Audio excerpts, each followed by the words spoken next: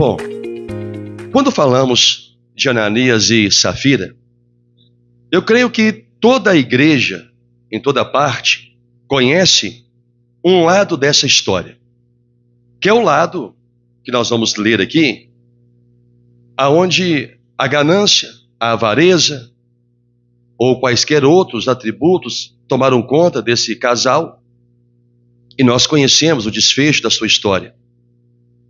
Mentiram para Deus, prometeram algo e não cumpriram, e por consequência disso, Deus trouxe uma severa punição no princípio da igreja, fazendo com que os dois viessem a morrer diante de toda a congregação por causa do pecado que cometeram contra Deus.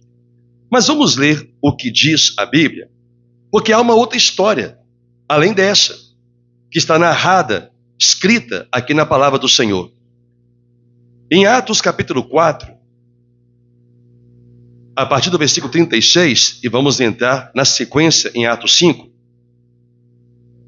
Atos capítulo 4, Atos dos Apóstolos, capítulo 4, a partir do versículo 36, a palavra do Senhor diz assim: José, a quem os apóstolos deram o sobrenome de Barnabé, que quer dizer filho de exortação, levita, natural de Chipre.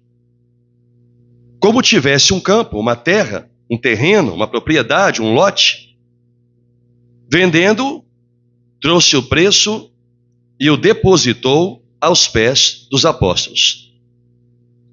Entretanto, certo homem chamado Ananias, com sua mulher Safira, vendeu uma propriedade.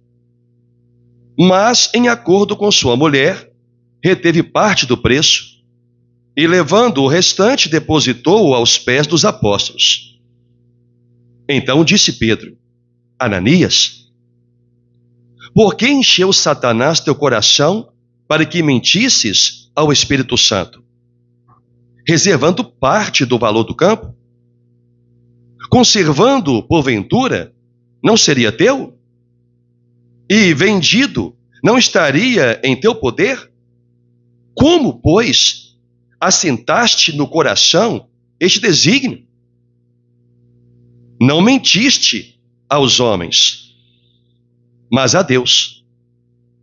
Ouvindo essas palavras, Ananias caiu e expirou, morreu, sobrevindo grande temor a todos os ouvintes. Diga graças a Deus.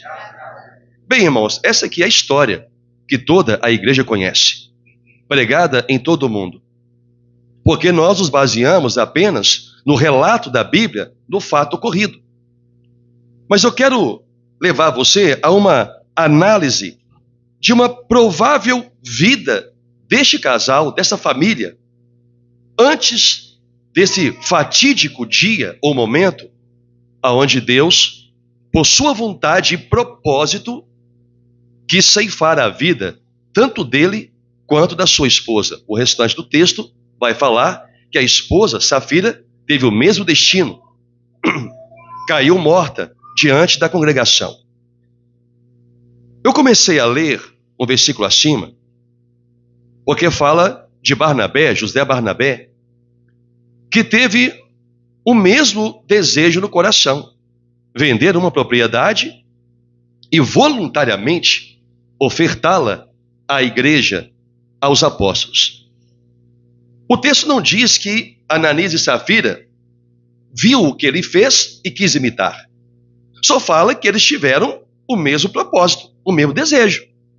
Vender uma propriedade que tinham e entregar aquela oferta à obra de Deus, aos apóstolos. O versículo 2 diz: mas em acordo com sua mulher, ele reteve parte do preço e levando o restante, depositou aos pés dos apóstolos. Bem, até aqui, uma decisão comum. Alguém vende alguma coisa e a partir desta venda, do produto desta venda, a pessoa que é o proprietário do dinheiro do pagamento recebido, decide fazer uma oferta a Deus. Quem contestaria o que Ananias e Safira fizeram? Eu não sei qual parte eles ofertaram, mas a Bíblia afirma que eles ofertaram alguma coisa à obra do Senhor. Como qualquer cristão ofertaria. Como qualquer um de nós, movido pelo amor a Deus, também faríamos. Nada diferente que merecesse um julgamento de quem quer que seja. Eu chamei isto de uma decisão comum. Entretanto, o versículo 3 diz assim: então disse Pedro, Ananias, por que encheu Satanás teu coração para que mentisses ao Espírito Santo, reservando parte do valor do campo? Agora a figura mudou. Entrou aqui uma afirmativa. Vocês prometeram algo para Deus, mas vocês reteram uma parte desse valor.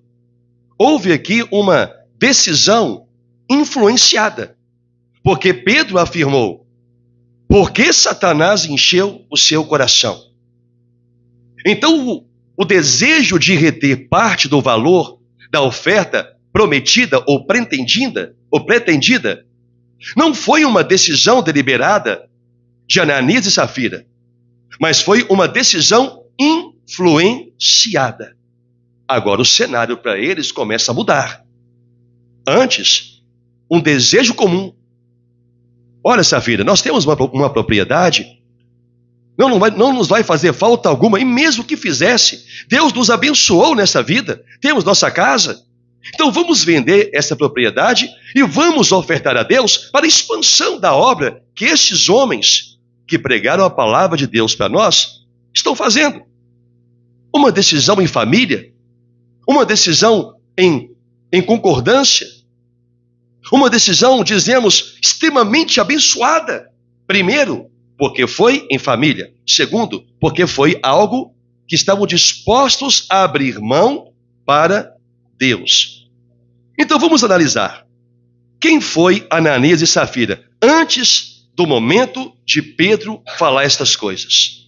Eu pus um casal como outro qualquer que creu em Jesus Cristo e na mensagem do evangelho pregada dos apóstolos. Ananias e Safira não eram um casal, não eram pessoas diferentes de mim ou de você, que criam em Jesus, que creram na pregação do evangelho. Quem vai contestá-los? Vamos falar um pouco deles antes? Eu quero falar menos do que eles fizeram depois, mas sim de toda a ação que eles tiveram antes e que merece observância aqui nessa ministração.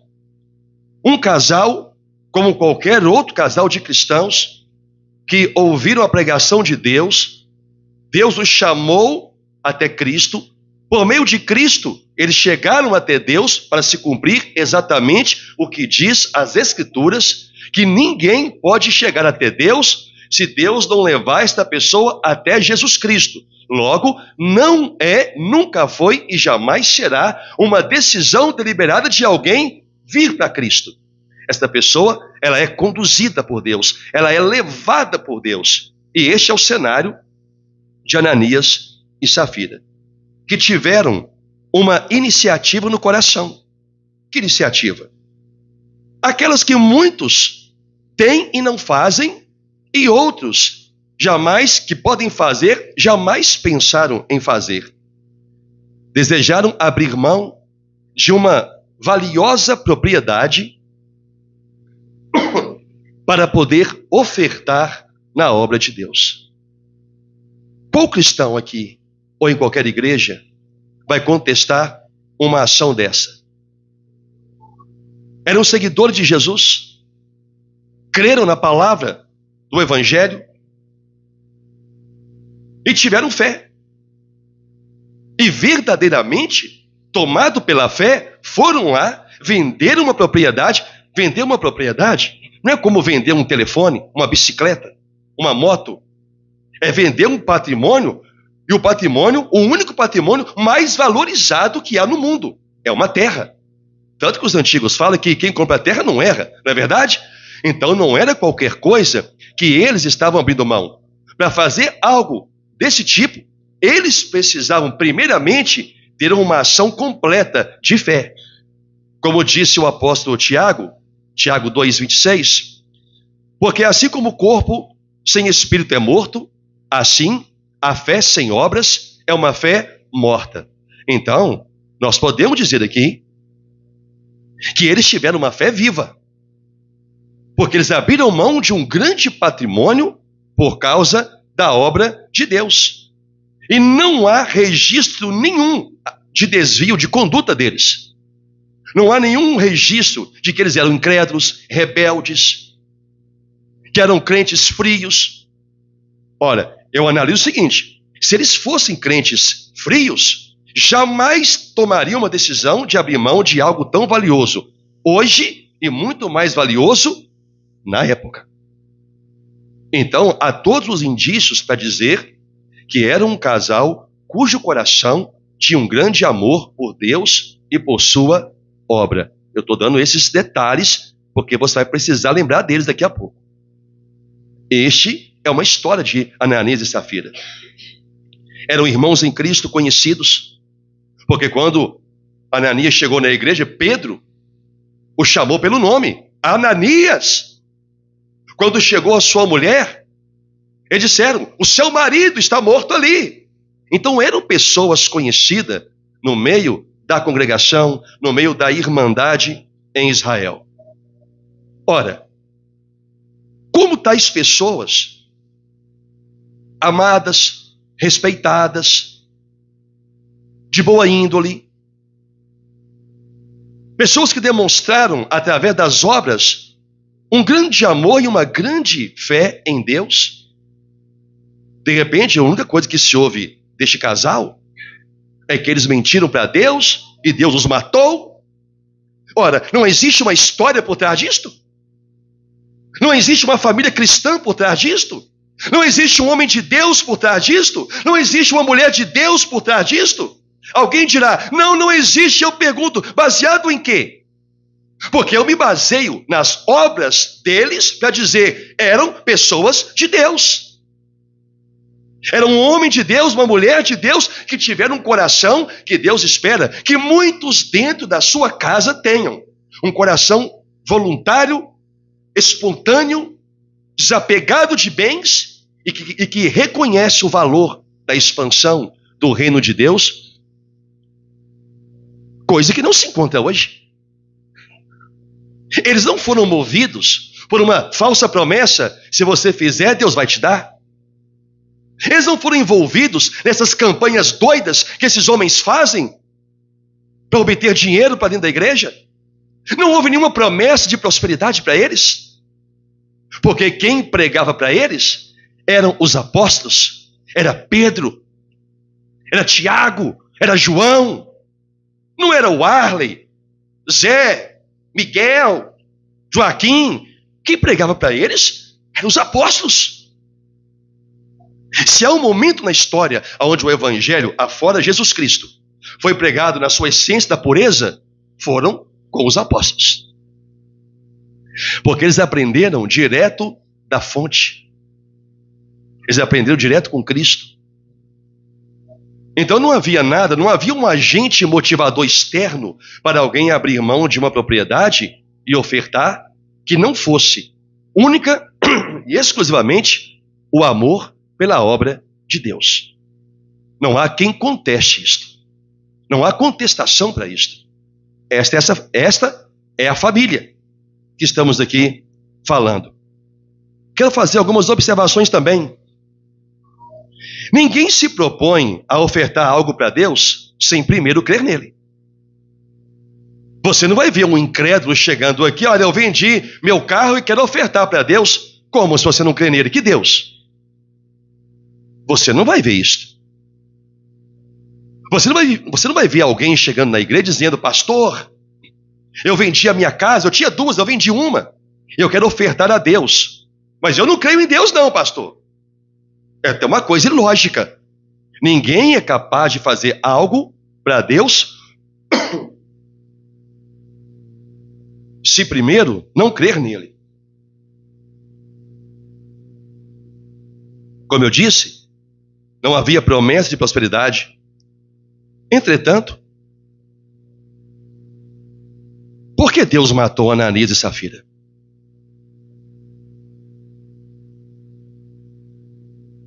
Porque eles mentiram para o Espírito Santo? Eu não consigo ver, em sã consciência, Ananias e Safira premeditadamente falando assim: olha, nós vamos vender o terreno, mas nós vamos mentir para Deus. Quando o dinheiro estiver na nossa mão, nós vamos até fazer um voto com Deus. Senhor, se o Senhor trouxer um comprador para essa propriedade, eu vou dar ela todinha para a tua obra. Mas quando nós recebemos, Safira, nós vamos dar só 20%. Ou a metade, uma parte qualquer. Vamos mentir para Deus. Você consegue ter na sua mente um pensamento de alguém capaz de fazer isto? Você é capaz de fazer isto? Eles também não eram. Mas a Bíblia fala que eles fizeram. Sim, está escrito, é verdade.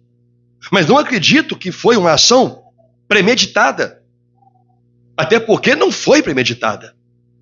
Porque antes de mentir para o Espírito Santo, eles foram instigados a fazer isto. Eles foram influenciados por Satanás a fazer isto.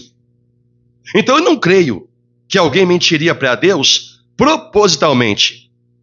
Não creio que eles tivessem esta consciência maligna. Embora Pedro afirmou que, na verdade, está escrito que eles mentiram para o Espírito Santo, mas não os vejo fazendo isso em sã consciência. Claramente declarando para o Espírito Santo: nós não vamos te entregar o que estamos aqui vendendo. Por que Deus não perdoou? Eu não vejo esse pecado como pecado que não tem perdão, porque não foi uma blasfêmia contra o Espírito Santo. Eles apenas prometeram algo que estavam primeiramente dispostos a fazer, até que Satanás entrou na jogada. E nós temos que levar em conta que quem os levou a não cumprir o que eles haviam prometido, que para Deus, declarado por ele através de Pedro, foi uma mentira, foi o diabo. Então, antes do diabo entrar na vida deles, tudo o que eles quiseram fazer para Deus, eles quiseram fazer de todo o coração, com amor, com fé, principalmente com fé, para poder abrir mão de uma propriedade. Mas ninguém fala disso. Ninguém fala do que eles eram. Dá essa água para mim. Ninguém fala do que eles foram. Porque não está na Bíblia? Será que nós não temos a mente de Cristo para poder entender os pormenores? Que nenhum homem ou mulher é capaz de fazer uma ação para Deus se não for movido por uma fé em Deus? Estes eram esses homens. Mas por que Deus não perdoou? Por que Deus não deu a eles a oportunidade de se arrependerem?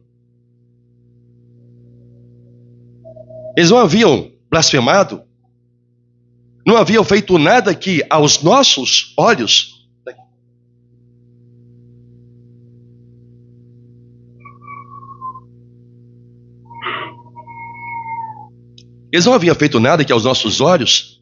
fosse digno de morte. Eu não sei por que Deus os matou. Eu não sei por que isso foi o suficiente para Deus tirar a vida deles. O que eu posso acreditar, e eu coloquei aqui, é que o pecado deles não era um pecado que não pudesse ser perdoado. Quantos cristãos hoje já prometeram tantas coisas para Deus e não cumpriram? E nem por isso Deus os matou? Quantos de nós aqui já prometemos tantas coisas para Deus e não cumprimos a nossa palavra? E ainda estamos vivos? Será que Deus fez alguma injustiça? Eu quero lembrar que Ananias e Safira estavam no tempo que nós estamos, vivendo a graça de Cristo. Porque se fosse no período da lei, poderíamos até entender. Deus era severo com o pecado que era contra a lei. Mas Ananias e Safira eram cristãos. Eram crentes. Eu sou cristão, eu sou crente. Eles eram como eu. Em 30 anos, eu não consigo lembrar de um fato específico, mas eu não tenho dúvida que eu já prometi a Deus alguma coisa e eu não fiz. Eu não lembro de nenhum, mas eu acho pouco provável que eu não tenha, mesmo que tivesse sido lá no início da minha caminhada, ainda jovem, 23 anos, eu não acredito que eu não tenha feito, que eu tenha prometido algo para Deus e que eu não falhei com a minha palavra. E nem por isso Deus tirou a minha vida. Você pode se colocar também neste cenário? Um cristão, uma cristã, que ama o Senhor, que creu na pregação do Evangelho, que crê em Jesus Cristo, passou a buscar o conhecimento da palavra, principalmente hoje, onde o Senhor, com o passar dos anos, levantou homens para poder pregar apenas as Escrituras, somente as Escrituras, pregando uma fé que nos leva a reformar tudo aquilo que nós aprendemos ao longo da vida cristã, entendendo pelas Escrituras que muitas crenças, outrora implementadas em nossos corações, era completamente contrária à palavra do Senhor. E nós estamos aqui declarando um amor a Deus, uma fidelidade à palavra, querendo nós vivermos pelas Escrituras, nos gloriando com máxima alegria em Deus, por poder dizer: Senhor, eu te louvo por eu crer nesta fé que chamamos de fé reformada, onde buscamos viver para o Senhor apenas pela palavra. Qual de nós ou quais de nós não nos alegramos a isso? Andamos longas distâncias em busca deste conhecimento. Abandonamos congregações aonde nós pertencíamos a uma irmandade por reconhecer pela palavra que tais doutrinas eram contrárias à vontade do Senhor. E Deus nos trouxe, nos uniu, como tem unido outros tantos em outros lugares, a uma só fé, a fé na palavra. Ananias e Safira não eram uma família que foram alvos de heresias, porque só os apóstolos pregavam o Evangelho no tempo deles. Não havia congregações, segmentos religiosos, placa de igreja. Era só a igreja de Cristo e os apóstolos, os únicos pregadores, até que se formassem discípulos. Ananias e Safira pertenceram a esta igreja.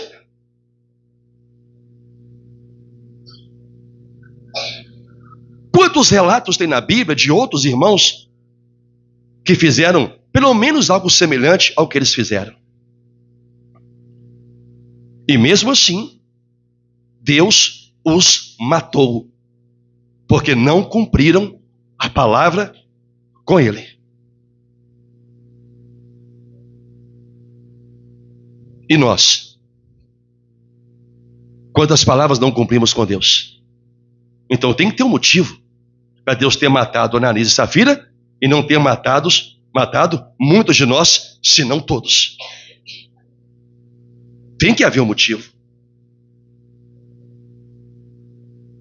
Um casal que vivia a geração da graça. Mas o que aconteceu com eles? Um homem e uma mulher que batizados, supostamente batizados nas águas, com conhecimento bíblico e teológico quase que de Cristo, receberam de Pedro, a segunda geração de pregador. Primeiro foi Cristo. Eles receberam o Evangelho quase que da fonte inesgotável. Irmãos, o que aconteceu com eles? Que levou Deus a ter que matá-los perante a congregação, pelo amor de Jesus. Que pecado eles cometeram? Não mataram, não prostituíram, não disseminaram heresias, porque não eram pregadores. O que aconteceu com eles? O que é que mudou na história de uma família feliz, cristã, como nós aqui também somos? E de repente, se tornarem para toda a história do cristianismo uma marca do que nós não devemos ser. Eles não foram uma marca do que nós não devemos ser. Ao contrário. Quiserem que houvesse nas igrejas um casal, uma família, um homem e uma mulher, como Ananias e Safira. Cheio de amor pela obra. Cheio de vontade de serem, de alguma forma, cooperadores. E a única coisa que eles tinham para poder cooperar era abrir mão de um rico patrimônio. Hoje as pessoas, no tempo de hoje, fecham a mão para dar uma oferta na obra do Senhor. Para dizimar, só dizimam porque acham que tem um demônio chamado devorador agindo por trás. A gratidão a Deus é insuficiente. Se eles souberem que devorador não existe, eles não ofertam por gratidão. Quisera que a igreja tivesse homens como Ananias e mulheres como Safira. Antes de darem motivo para Deus matá-los. O que aconteceu com eles? Pedro diz: porque encheu Satanás o seu coração. O diabo encheu o coração deles. Mas não foi isso que causou a punição de Deus. O que causou a punição de Deus a eles foi o que Pedro disse, no versículo 4. Atos 5, versículo 4. Conservando porventura, não seria teu? E vendido, não estaria em teu poder? Como, pois, assentaste no coração este desígnio? Este foi o motivo pelo qual Deus os matou. Não foi porque o diabo encheu o coração deles. Não foi porque o diabo falou na cabeça deles. Até porque o diabo, representado, porque não é onipresente, por demônios, falam em nossa mente o tempo todo. Paulo disse que nossas armas são poderosas em Deus para destruir fortaleza e anular sofisma. O que é sofisma? Um pensamento, uma influência na mente que induz o cristão a errar, a pensar e agir errado. Essa é uma ação do diabo. Nós somos atacados por Satanás o tempo todo.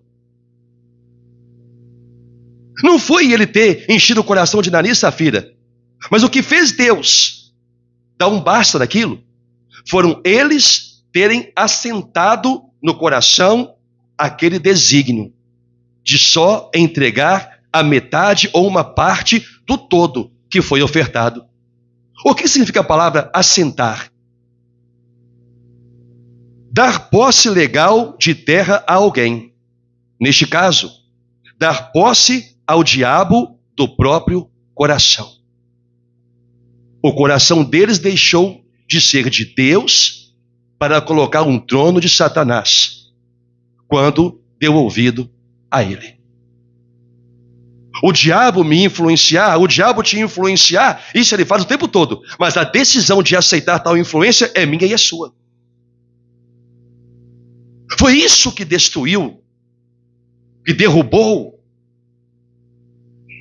que fez com que Deus pesasse a mão sobre uma família até então exemplar na igreja.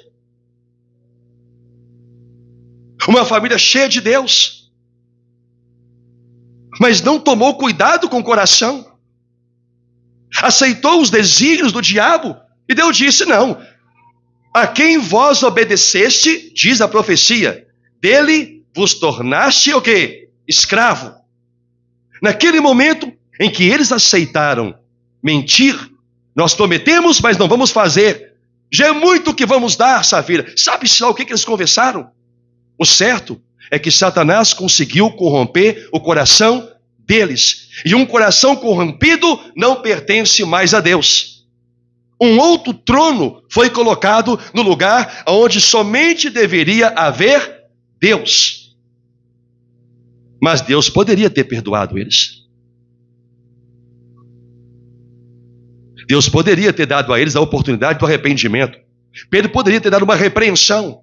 Olha, Ananias, o Senhor está me dizendo que você prometeu e você mentiu. Você vai ser punido por isto. Ananias, como Davi, ia se arrepender. Senhor, me perdoe. Eu nem vi o que eu estava fazendo. Porque antes o coração estava totalmente voltado para Deus. Vamos ofertar a obra, vamos contribuir com o reino. Safira e a esposa, vamos, meu bem. Deus tem sido bom conosco. Só que eles deram uma brecha para o diabo nos seus corações. Como muito cristão também tem feito. Mas por que Deus os matou e não mata hoje? Eu não sei. Não sei por que Deus não deu a eles a oportunidade de se arrependerem. Mas eu creio que o Senhor quis mostrar para a igreja quão sério é duas coisas. Primeiro, prometer para Deus e não cumprir. E segundo, deixar que Satanás erga um trono no seu próprio coração. Eu creio que Deus quis mostrar para a igreja. Porque não era necessário ter matado Ananias e Safira. Porque senão teria que matar hoje também. Mas eu creio que Deus quis mostrar para a igreja uma família exemplar, mas que não guardou a única coisa que Deus manda guardar em toda a Bíblia. Provérbios 4, 23. De tudo o que se deve guardar, guarda o seu coração, porque dele procede as fontes da vida. Toda a igreja lê esse texto, toda a igreja conhece o texto, e a maioria não toma cuidado com o coração. Não toma cuidado com o que pensa, não toma cuidado com o que sente, não toma cuidado com o que fala. Fala como se não tivesse consequência, pensa como se não tivesse consequência, maquina mal no coração, prometem coisas para Deus, falam o que vão fazer, não fazem e acham que não tem consequência. Porque Deus não mata hoje, eu não sei. Mas que bom que Ele não está fazendo. Porque muita gente cairia duro dentro da congregação, do altar ao átrio. Porque entregaram seus corações ao diabo. É isso que aconteceu com uma família exemplar. Você acha que não pode acontecer com você? Você acha que não pode acontecer comigo? Porque se de igual modo nós não vigiarmos nossos corações, nós cairemos no mesmo pecado.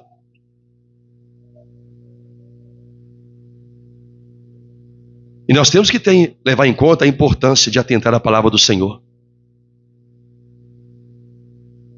Provérbios 3:1 também diz assim: filho meu, não te esqueça dos meus ensinos, e o teu coração guarde os meus mandamentos. Por quê? Porque a única forma de você guardar o seu coração, para que Satanás não encontre lugar nele para colocar um trono, é você observando a palavra de Deus.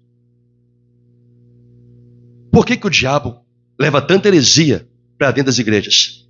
Porque ele quer tirar a única coisa que o coloca para fora do coração do homem: o conhecimento da verdade, o conhecimento da palavra. É por isso que há muitas bocas proferindo palavras da Bíblia, mas totalmente contraditórias às Sagradas Escrituras.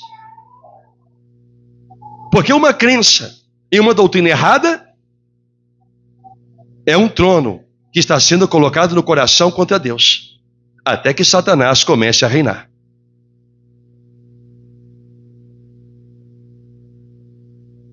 Nós não somos diferentes de Ananias e Safira. O nosso coração é tão corrupto quanto o coração deles eram. Porque assim diz a palavra do Senhor: o coração do homem é enganoso mais do que todas as coisas. O nosso coração, nossos sentimentos, é a coisa mais enganosa que nós temos. Por isso que a igreja, ela não é guiada, ou não deveria ser guiada, pelo que eu sinto. É igual a pessoa quando chega na igreja e fala assim: eu sinto que Deus me trouxe aqui. Não é para sentir, é para crer. É para crer. Eu não sinto que é para ficar aqui. Bom, então você não crê. Mas as pessoas estão apegadas a serem guiadas pelo quê? Pelos seus sentimentos. Quando deveriam ser guiadas pela palavra de Deus. E não são. Eu já contei a história aqui para a igreja, há uns anos atrás. Me veio aqui a memória, eu vou terminar com essa história. Há uns anos atrás eu pastoreava a igreja em Belo Horizonte.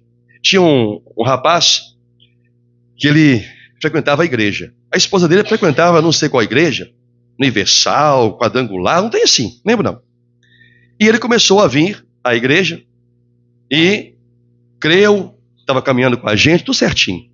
Eu nunca esqueço dele, porque ele me ajudou a fazer o altar da igreja e ele me deu uma bacia azul, uma bombona de água, ela é azul, cortada no meio, que ele usava. Aí quando ele diz: pastor, pode ficar com isso para você. E eu tenho até hoje essa vasilha azul, que eu faço massa, argamassa, que me ajudou a construir a igreja lá em Veracruz e um monte de coisa que eu já fiz com ela. Por isso que eu nunca esqueço dele. Enquanto essa bombona estiver comigo, eu não vou lembrar dele, porque foi ele que me deu. Aí uma certa vez, passou um tempo, a esposa dele passou a frequentar a igreja, tudo certinho. Uma semana, 2 semanas. Na terceira semana, ela não quis mais ir para a igreja. Aí ele veio para mim, na semana seguinte: pastor, minha esposa não quer mais vir para a igreja, ela quer continuar lá onde ela está, e eu vou com ela. Eu disse: vai? Eu disse: vou. Mas eu perguntei: mas por qual motivo mesmo ela não quer ficar aqui? Que ela falou que aqui o senhor não faz campanha, e ela crê que Deus só vai abençoar ela se ela fizer campanha. Eu disse assim: uai, é? Eu faço uma para ela, não tem problema. Se o problema é dinheiro, nós não é banco, nós mandamos um jeito. Claro que eu não falei isso não. Eu quero dizer o seguinte: uma família saiu da igreja porque eles têm na cabeça que Deus só vai abençoá-los se eles fizerem um sacrifício por meio de uma campanha. E saíram mesmo da igreja. Por quê? É essa doutrina, dentre tantas outras, que Satanás ao longo dos anos implementou no coração do povo, que Deus só pode fazer algo por eles se eles retribuírem de alguma forma. Eles não creem na graça de Deus, que não tem a ver com o que você faz, tem a ver com o que você é. Se você não for um homem convertido, uma mulher convertida, nascido de novo, um homem cheio de Deus, Deus não tem compromisso com você. Mas o que diz a palavra do Senhor? Aos seus Ele dá, mesmo quando ainda dormem. É evidente que Deus, para muitas coisas, requer algo de nós, mas Deus não faz barganha para nos abençoar. Esse tipo de mensagem se propagou no mundo todo. Então, quando uma pessoa chega na igreja, ela se depara com uma verdade, o coração dela já tem um trono de mentira, um trono de heresia, um trono de engano. Para Deus começar a reinar na vida dela, primeiro essas heresias têm que ser destruídas, têm que ser quebradas, porque a mente da pessoa está cauterizada. Formou-se uma fortaleza de Satanás em sua mente. O que é uma fortaleza? Algo que é construído para proteger o que está dentro e não o que está fora. Deus não coloca uma fortaleza em nossa mente. Ele diz que nós temos que ter a mente de Cristo. A mente de Cristo é uma mente livre, mas é uma mente cheia da direção de Deus. O diabo faz o oposto. Ele coloca uma fortaleza, como disse Paulo, para quê? Para que a palavra de Deus não entre e ele detenha domínio sobre a mente daquela pessoa. Paulo fala que a palavra de Deus é o poder que temos para destruir fortaleza. Primeiro é destruir a fortaleza, porque a palavra de Deus tem que entrar na mente. Uma vez que ela entrou, ele fala, agora ela também é poderosa para anular os sofismas. Que sofisma, Paulo? Todo pensamento ou doutrina que foi colocado na mente deste homem ou mulher, agora podem ser desfeitas. E um novo trono, o único trono, no santuário que é de Deus, começa a ser erguido. o trono para que Deus venha reinar na alma deste homem e desta mulher. Compreende isto? Ananias e Safira tinham tudo isto. Só que eles não vigiaram quando Satanás começou a instigá-los a fazer algo contra aquilo que eles tinham propostos para Deus. A diferença de hoje é que a igreja, ela é doutrinada talvez até mais do que eles foram, devido ao tempo congregando. Ali foi algo muito rápido. Deus só tirou a vida deles, não foi pela influência, mas porque aceitaram. Se você aceitar a influência do diabo no seu coração, na sua mente, ele vai dominar você. Deus pode até não tirar sua vida, e não acredito que o fará. Aqui foi um fato, creio, para dar um exemplo do perigo de prometer e não cumprir, e o perigo de você não guardar o seu coração e o entregar para que Satanás conduza você. Hoje, nós temos a palavra, temos a igreja, como Ananias e Safira também tiveram. Como eu disse, ali eu creio foi um caso à parte de Deus. Porque muito cristão mente para Deus, muito cristão promete e não cumpre, o diabo corrompe o coração de muita gente e nem por isso Deus age da mesma forma. Não é injustiça da parte de Deus, mas para nos dar exemplo do caminho que nós não devemos seguir. Por isso, buscar a palavra, buscar o conhecimento, filho meu, não te esqueça dos meus ensinos e o teu coração guarde os meus mandamentos. Você tem que guardar a palavra de Deus. Você tem que viver a palavra de Deus. É a única forma de você manter o seu coração protegido e Satanás afastado. É a única maneira que você tem de se livrar disto.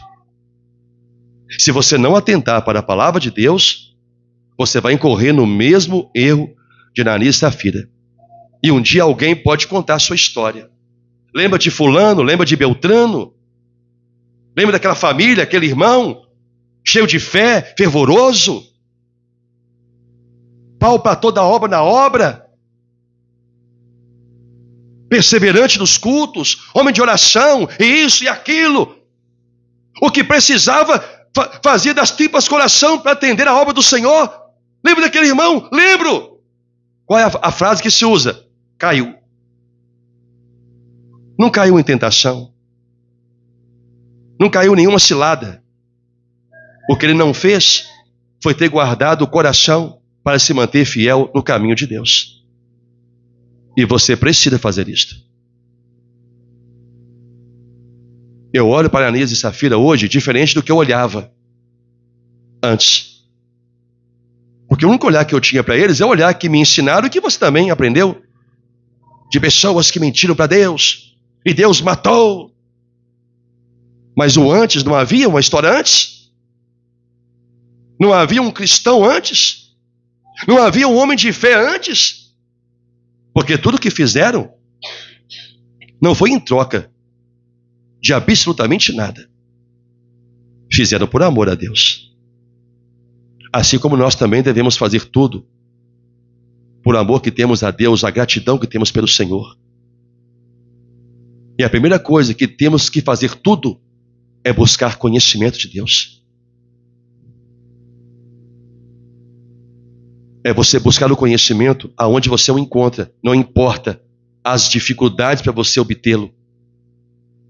Não importa as dificuldades para você estar em uma congregação aonde o ensino da palavra vai te fortalecer dia após dia, se é Deus que te traz a Cristo. Se for, então um novo homem, uma nova mulher é levantado para o reino de Deus, mas que deve ter os mesmos cuidados que Ananias e Safira não tiveram.